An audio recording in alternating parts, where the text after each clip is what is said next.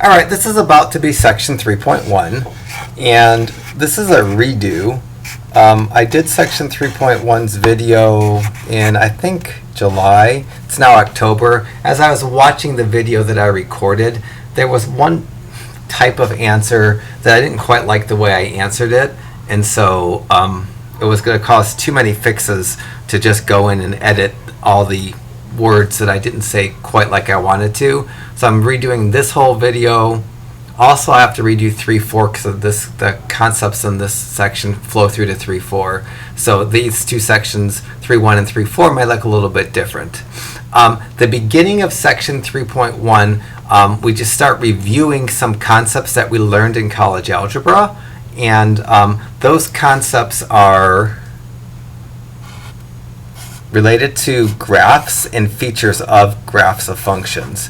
And the concepts that we need to remember are, when given a graph, how to find the interval or intervals where the graph of a function is increasing and decreasing. So that's one of the concepts. I guess that's two concepts that we need to remember.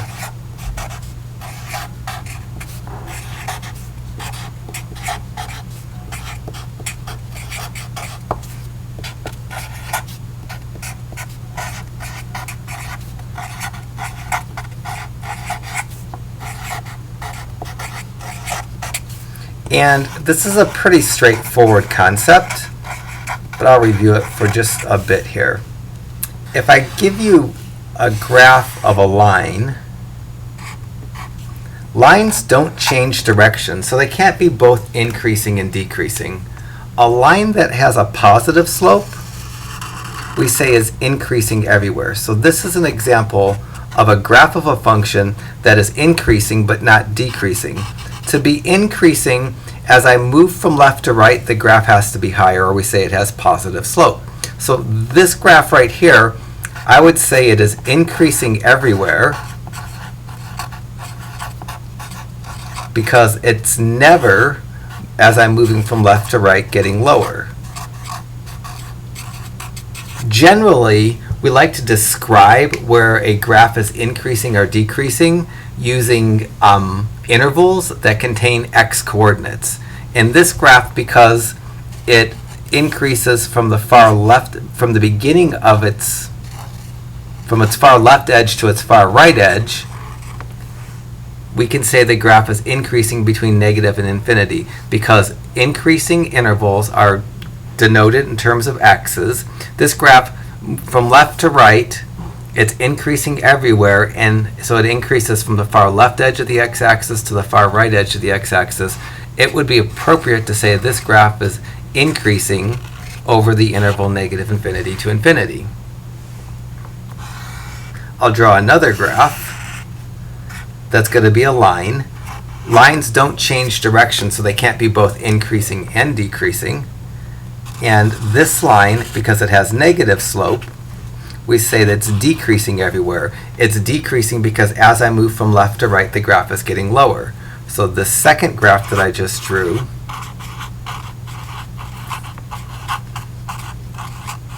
is decreasing everywhere, and it never increases. It probably would be better to describe in intervals where it's decreasing. So I can say this is decreasing. Usually I don't write the word decreasing. I often just throw a down arrow. And in terms of the x's, it's decreasing from the start of the graph. The graph starts at the far left edge of the x-axis, which has an x-coordinate of negative infinity, and it decreases forever to the far right edge of the x-axis, which has an x-coordinate of positive infinity. So I would say this graph is decreasing from negative to positive infinity.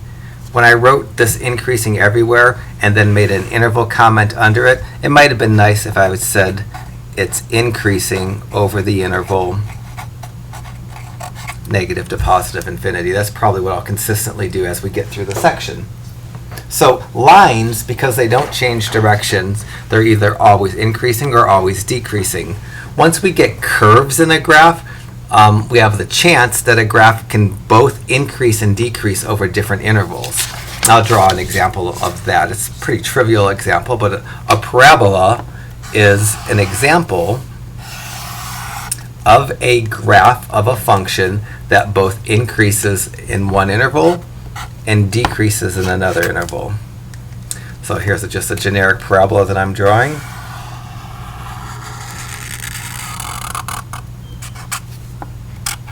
Let me figure out where the vertex is because it might be important. Let me call this the point 1, 2, 1, 2, 3. Let me call that the point 2, 3. So this graph, on half of the graph, or part of the graph, it is decreasing, and that's going to be this interval right here. This segment of the graph, as I move from left to right, to the left of the vertex, as I move from left to right, the graph is getting lower as I move from left to right. So in this half of the graph, we'd say the graph is decreasing. Once I get to the vertex, the graph turns around, and as I move from left to right, instead of going lower, which causes the graph to be decreasing, it gets higher as I move from left to right. And after the vertex, I'll code this in green right now, from the vertex for the rest of the graph, we say the graph is increasing as I move from left to right. If I wanted to describe in interval notation where the interval where the graph is decreasing and where the graph is increasing, I'm going to need to construct intervals that only have x coordinates and describe the interval where the graph is decreasing with a single interval, because there's one half of the graph or one region where the graph is decreasing, and another interval needs to be constructed to represent where the graph is decreasing. A nice way to do this, to figure out what the intervals are to, on your x-axis, write the negative infinity on the far left edge, positive infinity on the far right edge, and then the x-coordinate of any point where the graph changes directions on the x-axis as well. So 2 is where the x-coordinate of where the graph changes directions. And now the numbers on my x-axis kind of call out intervals. The first interval that's kind of called out by the numbers on my x-axis is the interval from negative infinity to 2.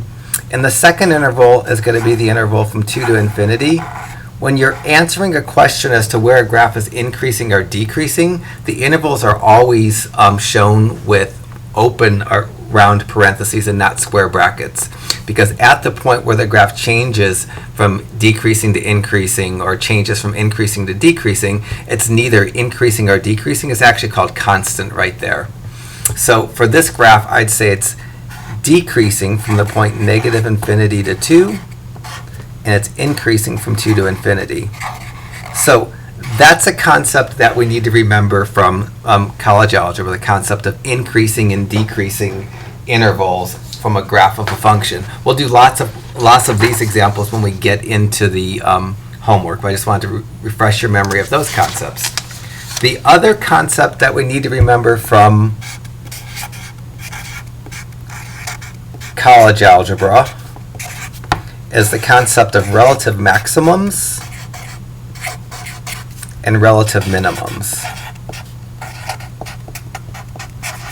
And this is where I messed up a little. And what I did on my video wasn't wrong, but it could have been better. I said maximums. The plural of maximum is maxima. And I actually just realized that today, that the plurals didn't have S's. And I was using the words maxima and minima incorrectly. So maximum is a singular maximum value. Maxima is more than one maximum value. Minima is a single minimum value, and a minima would be a multiple minimum value. And what a relative maxima is, it's the y-coordinate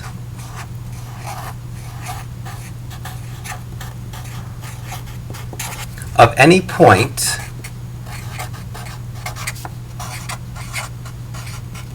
I'll say that is higher than the points close to it.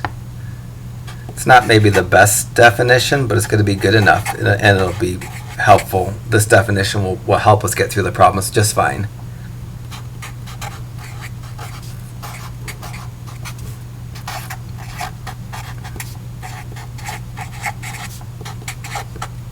and I'll talk about show you that is on a graph here in a second. A relative minimum is the y-coordinate of any point that is lower than any point close to it.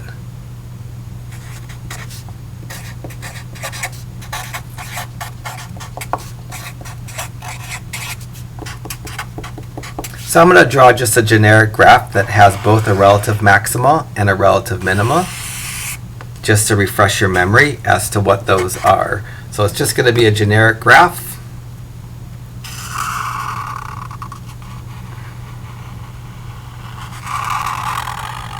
I'm going to try to label some points here. Let me just make some marks on my x-axis. 1, 2, 3, 4, 1, 2, 3. So 1, 2, 3, 4, 1, 2, 3. This point right here, I would refer to this as a maximum point, or maybe a relative maximum point, because it's higher than any point close to it. So this is the point 2, 3. I would call that a relative maximum point, and it would be proper to say that, but there's probably more I should say about that. So the point 2, 3 is, I'm saying it's a relative maximum. Technically, the relative maximum is the y-coordinate of any point that is higher than any point close to us. This point 2, 3 is higher than any point close to it, so it would be appropriate to say this graph has a relative maximum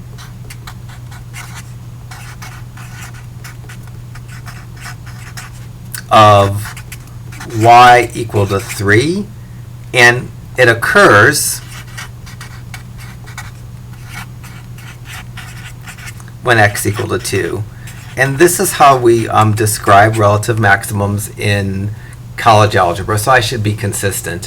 When I shot my video the first time, I would just said this is a relative maximum point, and it wasn't really specific enough.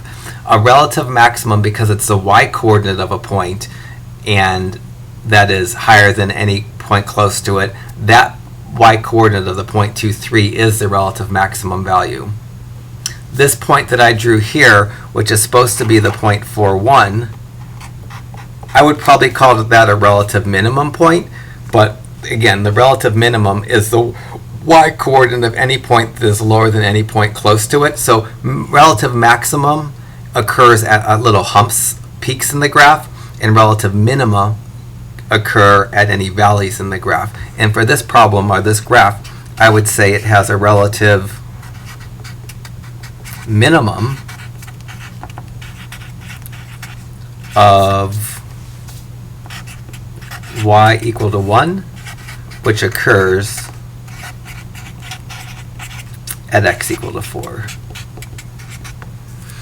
And then again, the first time I did the video, I would just say this has a relative maximum at the point 2, 3, a relative minimum at the point 4, 1, and that's kind of a lazy way of saying the answer, and it wasn't quite perfect, so I wanted to improve upon that.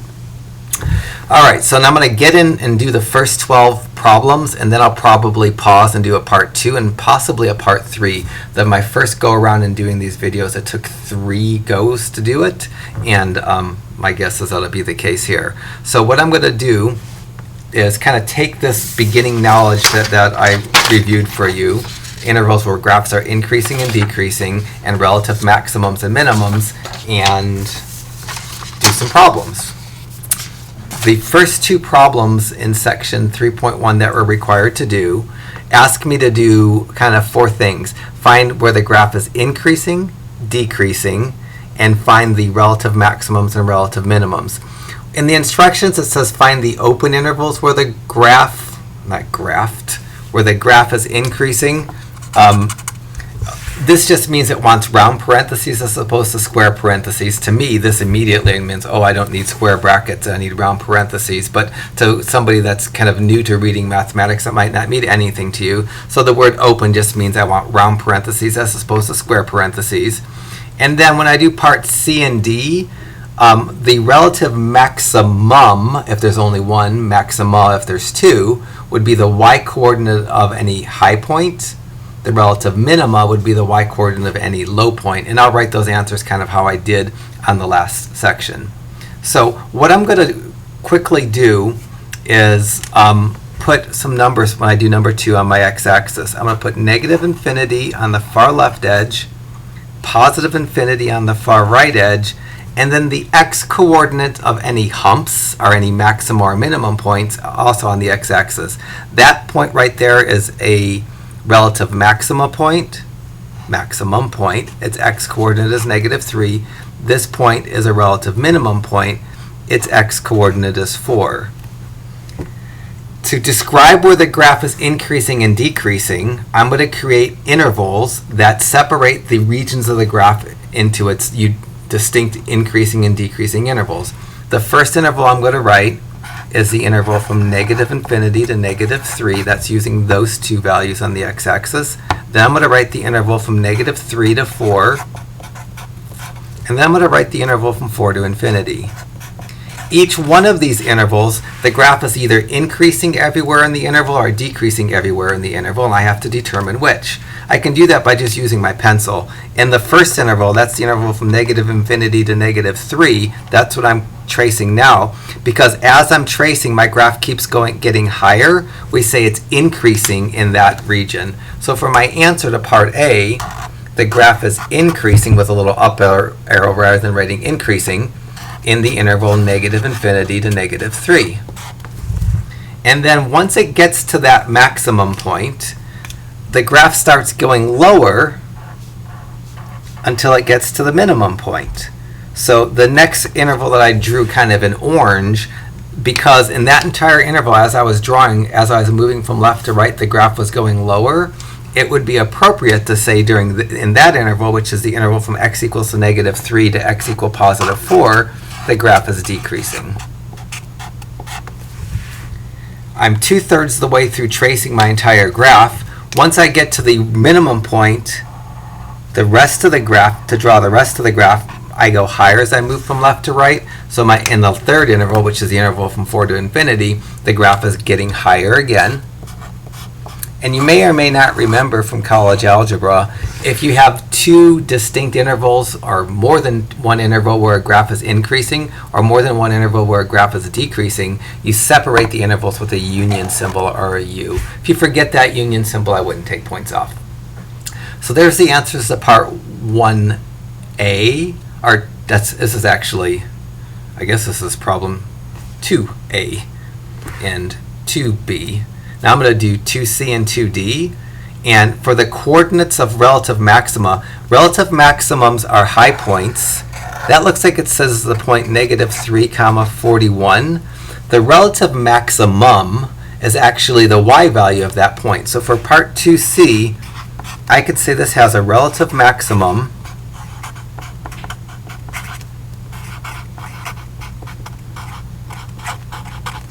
of the y-coordinate of that hump, so of y equal to 41, and then I'll be more descriptive and say which occurs when x equal to -3. So that's part C. The point down here, this point 4, -73.3333, since it's a low point, the y value of that point is the relative minimum. That's going to help me get the answer to part D. Part 2D, I could say this has a relative minimum of y equal -73.3333, which occurs when x equals, can barely read that, but I think that's still x equal to 4. So that's everything for number 2. So you should try to do problem 1 the same way. If you can't read the points here, this point up here looks like it's a point -3, 31, and the point that's labeled down here is a point 1, -1. That should help you get your answers. I'll move on to do number 4. And quite honestly, my graph for number 4, I don't know that I've made it big enough. So I'm going to copy this graph or something that resembles this graph and make it bigger, because having it this small is not probably conducive to answering the questions or you watching the videos very well. So I'm going to redraw number 4, and I'm just going to fudge on these points. The points that are labeled is the point -3, -130, and then the point 0.5, and then the point 1, -2. The only points I labeled are the points that we need to answer the questions. So the graph does something like this. Decreases, gets to a relative minimum point. It increases, gets to a relative maximum point. It decreases again, gets to another relative minimum point, and then increases forever. So that's my graph. Now what I'm going to do is throw some numbers on the x-axis, and the numbers I'm going to put on the x-axis is the negative infinity and positive infinity on the edges of the x-axis, and then the x-coordinates of all the points where the graph changes directions. So -3 is the x-coordinate of that minimum point, 0 is the x-coordinate of that maximum point, and 1 the x-coordinate of that minimum point. Now I'm going to create intervals. The interval that I can see from these two numbers is the interval from -infinity to -3. And then I'm going to go -3 to 0. And then I'm going to go 0 to 1. And then I'm going to go 1 to infinity. So basically you get one more interval than numbers other than infinity you plot on the x-axis. I plotted -3, 0, and 1, which was 3 numbers, so I got 4 intervals.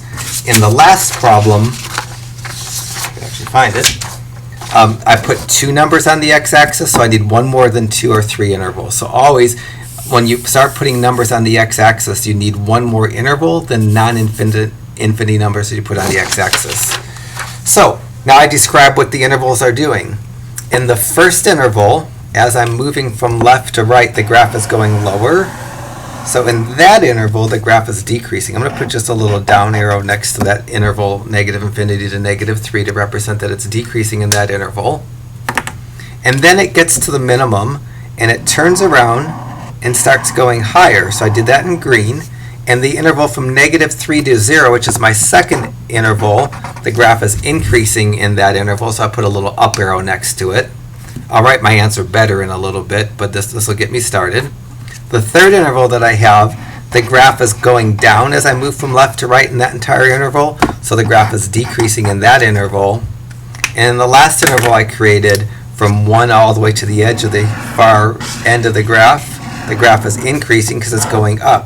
So the graphs will never change directions midstream. So when I put my numbers on my x-axis and create my intervals, those are the intervals I need in my answer. I just have to determine if a graph is increasing or decreasing in those intervals. So when I go to write my answer for problem 4, this is number 4 as opposed to some other number, this graph is increasing from -3 to 0, and then again from 1 to infinity. When we have multiple intervals where a graph is increasing, we usually separate those intervals with a union symbol. And then the intervals -infinity to -3 and 0 to 1, the graph is decreasing. Since there's 2 intervals where it's decreasing, I'm going to show those separated by a union symbol. Always when you're doing increasing and decreasing intervals, you're only showing x-coordinates, you're only showing round parentheses. So that's the hard half of number 4. And now to do part C, I'm going to find the maximum points, and part D, the minimum points. And in this particular question, this point close to it, this I would call a maximum point. And both the point 3 -130 and 1 -2, they're lower than any points close to them, so they're called minimum points. Minimum points usually occur in valleys. Maximum points occur in peaks. Now when I go to answer my question, part C, I'm going to say there's a maximum value of y equal to 5, which occurs at x equal to 0. And that's going to be the answer to part C of number 4. So for 4C, there's a maximum It's actually a relative maximum. I should probably, because it's not the absolute highest of the graph. There's a relative maximum of y equal to 5, which occurs when x equal to 0. That calls out that point. That point's higher than any point that's around it, so it's proper to say that it's a maximum point. And then the other 2 points are minimums. I have to call those out separately. So this is for that was for 4 part C. For 4D, I have to have, there's 2 different low points, so I have to describe those separately. I can say there's a relative minimum of y equal negative 130, which occurs when x equal to negative 3 for that point. And then there's another relative minimum, and that second relative minimum is y equal to negative 2, and that occurs when x equal to 1. I was running out of room at the bottom of my paper, so I wrote an abbreviated answer. My video hiccuped, so I'm not sure what you just missed. I didn't realize I was getting ready to hiccup, so I'll watch it and add a caption if I've got something that needs to be, if something blipped when I was talking and you can't understand it. So that's a perfect answer for number 4. When you go to do number 3, you have to know these points. This minimum point is the point negative 1, negative 4.333, and the coordinates of this point up here are 2, 4.6667. Oh, I have an extra 6 there. It's 4.667. Just in case you can't read those points. All right, so we'll move on to do 5 and 6. And in 6, I didn't take the time to label the points that I probably should have labeled. So I have 2 minimum points. Those 2 points are the minimum points. And this one, its x coordinate is negative 1, its y coordinate is negative 1. That point right there is the point negative 1, negative 1. That minimum point, its x coordinate is 1, its y coordinate is negative 1. That's the point 1, negative 1. And this point, which is a relative maximum point, it's higher than anything close to it, it's a little peak, is the point 0, 0. I'm going to start off to do the increasing and decreasing parts. By going into my x-axis, I will label negative infinity on the far left edge of my x-axis, positive infinity on the far right edge, and then negative 1, 0, and positive 1, the x-coordinates of all the maximum and minimum points on my x-axis. Now I'm going to create interval. The first interval that's kind of called out is the interval from negative infinity to negative 1. The middle second interval is one from negative 1 to 0, and then from 0 to 1, and then from 1 to infinity. I always get one more interval than numbers other than infinity that I plot on my x-axis. I plotted 3 numbers that weren't infinity on my x-axis, so I got 4 intervals. Now I have to describe what each interval is doing. The first interval, from negative infinity to negative 1, as I move from left to right, the graph is going down, so it's decreasing in that interval. The second interval, from negative infinity, from negative 1 to 0, as I move from left to right, the graph is getting higher, so it's increasing in that interval. The third interval, as I move between those 2 points, the graph is decreasing. In the fourth interval, the graph is increasing as I move from left to right. So I just put little arrows above the intervals. I drew in color. Green is increasing for me as I'm moving from left to right, it's getting higher. Orange is decreasing as I move from left to right, it's getting lower. So for my answer to part 6a, it's increasing in the interval negative 1 to 0 and the interval 1 to infinity. Separate it with a union symbol. It's decreasing in the interval negative infinity to negative 1, union 0 to 1. I have 1 relative maximum point, 2 relative minimum points. To do the answer to 6c, I'd say it has a relative maximum of the y coordinate of that maximum point of y equal to 0, And I can say which occurs when, take the x-coordinate of that point, when x equal to 0. These low points are both relative minimum. Because they have the same y value, I could probably be more efficient in the way I write the answer. When I wrote the answer to problem 4D, the minimum points, which there were 2 of them, had different y values. I wasn't able to be very slick in how I wrote the minimum part for part D. But when I do 6D, the relative minimum for this, because they both have a relative minimum of y equal to -1, I can be slick. Instead of writing 2 separate lines, I can kind of condense them and say there's a relative minimum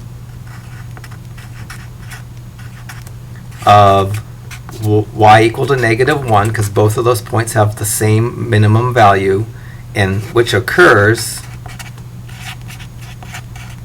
when both x equal to -1 and 1. So that's a little more efficient in terms of my writing.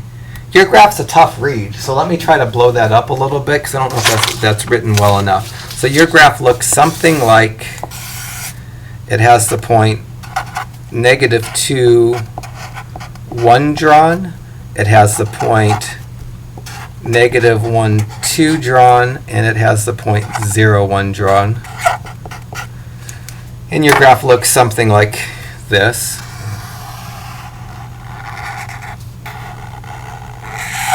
So when you go to do problem 5, this is the graph that you need to think about. And that's supposed to be the max, as 1 maximum point, 2 minimum points. Yeah, ready? I'm going to move on and do 8. 8's nice, it's just a lovely parabola. I don't think I need to blow this up anymore. And there's only one point where it changes direction, so that's that point there. On my x-axis, I'm going to put -infinity on the far left edge, positive infinity on the far right edge, -2, which is the point where it changes directions, also on the x-axis. I'm going to create the intervals that are implied by my numbers on my x-axis, which are -infinity to -2 and -2 to infinity. The first interval, -infinity to -2, as I draw that region of the graph, as I move from left to right, the graph is getting lower, so it's decreasing in that interval. And the second interval, as I move from left to right, the graph is getting higher as I draw that interval, so it's increasing in that interval. So for my increasing and decreasing answers, it's increasing in the interval -2 to positive infinity. It's decreasing in the interval -infinity to -2. When I look at, when there's only one point where it changes directions, you can't have both a maximum and a minimum. This right here, because it's a low point, it's a minimum point and not a maximum point. This graph doesn't have any little humps, so it doesn't have any maximum points. So for the coordinates of any relative maximum, I'm going to say none. And that I'm going to describe as my relative minimum. So I'm going to say it has a relative minimum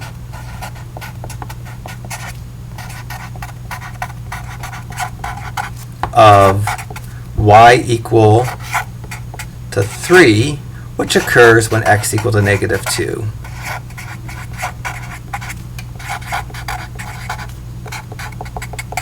That's probably the best way to answer that. Your parabola, if you can't read it, its vertex is a point 3, -4. I can almost not see that negative. All right, so give 7 a go. Got few more problems, 2 more problems each for this segment of the video, and then I'll start a new one up. So for problem 10, the only place where it changes directions is that point -1, 4. I'm going to write the x-coordinate of that point on my x-axis along with positive and negative infinity. Create the intervals that are implied. I don't know why I threw that there, but the intervals that are implied are -infinity to -1 and -1 to infinity. In the first interval, as I move from left to right, the graph is getting higher. So in that interval, the graph is increasing. In the next interval, as I draw it, the graph is going lower as I move from left to right. So it's decreasing in that interval. So for the answers to 10A and 10B, the graph is increasing from -infinity to -1, and it's decreasing from -1 to infinity. The vertex of the parabola right here, because it's at the top of the parabola, it's a maximum point. So when I go to answer 10C, I can say there's a relative maximum of y equal to 4, which occurs when x equal to -1. And there's no little valley, so there's no relative minimum. So I'm just going to write none for my answer to part D of number 10. Pretty sure the vertex is pretty readable in number 9. The vertex of your parabola is a point -2, 3. Your answers for number 9 should be quite similar to my answers to number 10. All right, last two problems for this segment of the video. So in this segment of the video, one more graph to do. This graph doesn't change directions. When I go to do the increasing and decreasing, I don't get any extra numbers other than the infinities to plot on the x-axis because there's no place where it's turning directions. Since it isn't turning directions, I'm only going to write one interval down for my first step because lines don't change directions. They're either always increasing or always decreasing. My line has a negative slope, so in the interval negative infinity to positive infinity, it's decreasing. That will be my answer to 12B. And it's never increasing. It never turns around and moves from left to right, getting higher. I don't see any peaks, nor do I see any valleys, so it has no relative maximums and no relative minimums. Your answer for 11 should be remarkably similar, other than it's going to have only is going to be increasing, it's never going to be decreasing. All right, that's the end of part 1. There's likely going to be a part 2 and a part 3, so just be prepared for a long go.